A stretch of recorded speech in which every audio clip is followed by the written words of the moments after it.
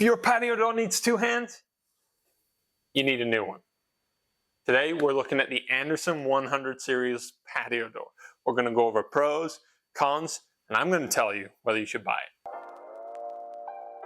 it. Here's what you need to know about the Andersen 100 Series Patio Door. This door is made from Fibrex. That's Andersen's composite material. It's made of wood and vinyl, a combination. It's a product that holds up really well over time, super durable. It's a product that you can feel confident about. Another thing with this Andersen patio door, you can get a ton of their different glass options for it. So in this door, you could put Andersen's Smart Sun glass option, which helps keep that afternoon sun out so it doesn't overheat your home. And you can have sound reduction technology. There's a ton of things with this door that you can do to make it your own. Now, in front of us here, you see the 2-panel door. You can get it in a 2-panel door like this, or we can add an additional panel onto the one side and it becomes a 3-panel door. In terms of finishes, you kind of got this Andersen matte finish on here. You've got 5 exterior color options, 4 interior color options. So there's lots of things you can do to this door to make it your own, and there's 2 different hardware options, so that you're a little bit limited there, but still you still got options. You don't just have one to choose from. All right, some things I like about the Andersen 100 Series patio door. I like how this thing operates. For an entry-level door, this thing moves really well and is pretty consistent, and you're not going to have to worry about the rollers failing or this thing getting snagged up right away.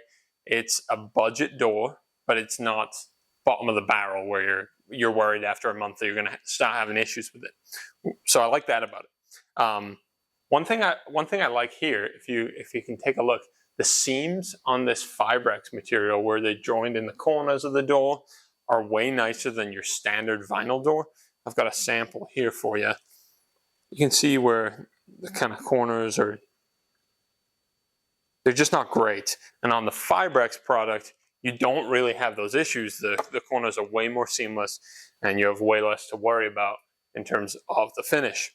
My favorite thing about this door is that if you are looking for color options, if you want a black outside, white inside, or you want some kind of brown outside to match what's in your house, this thing, the color options are barely any extra cost. So you're basically getting way more bang for your buck. If you need color on the outside of your door, I almost always recommend the 100 Series patio door. Now you're asking, okay, that's cool, Ryan. Tell me how much it costs. Well, here's the thing. If you want to have one of these installed in your home, you're going to want to set aside at least $3,000. That's about the cheapest I've seen for having these installed in your home. That would include the door, the demo of the old door, and the installation of the new one from a contractor that you can feel confident in. A certified Andersen contractor is who we would recommend. But that's your overview of the Andersen 100 Series. Here's some things I don't love about the 100 Series patio door. In terms of your finish options on the inside, there are no wood finish options. So if you have a stained trim in your house, or if you have a stained patio door right now that you're wanting to kind of replace and upgrade, this door isn't on the table for you. There's no options at all for you, which is just kind of tricky. If you want a door in the Andersen line, but you can't use their budget-friendly option, then you're stepping up to the 200 Series or the 400 Series door, which are just going to be much more expensive. That's kind of a bummer. The options are limited on both the interior finishes and the outside if you're trying to match things or get crazy with it. Now, our biggest complaint with this door is a couple of different things on the performance side. If you live on a lake, or if you get heavy winds, you get beat, you're on a river, anything like that, where you're under a lot of wind load or rain load or snow load, this probably isn't the door for you. And come through with me here to see why. So the way this door is designed, basically, when it rains heavily, you're just going to get a lot of rain and a lot of moisture down into this track, which in theory is fine because there's weep holes down in here that drain out through the bottom of the door. Now, that's okay unless you experience so much rain that it becomes an issue where it's not draining properly or clearing properly because of the debris in the bottom of the door. This thing can stop moving just how you want. So really, if you're under a lot of pressure, there's intense weather where you live, this probably isn't the door for you.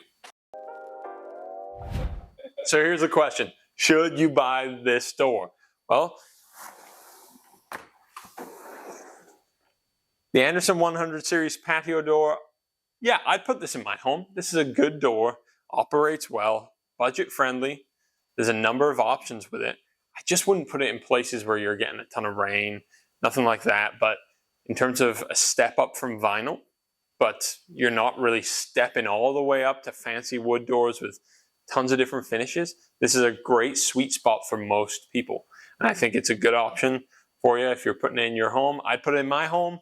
I'd recommend this door for you. How would I rate it? How would I rate it out of 10? You're probably looking at like a 7.5, 7.5 out of 10. This is a good door, not my favorite door in the world, but this is a nice door. Get the right contractors to put it in. Don't cheap out on the installation. Make sure you feel confident in both the product and the people putting it in your home. And this door will serve you well for many years. Cheers.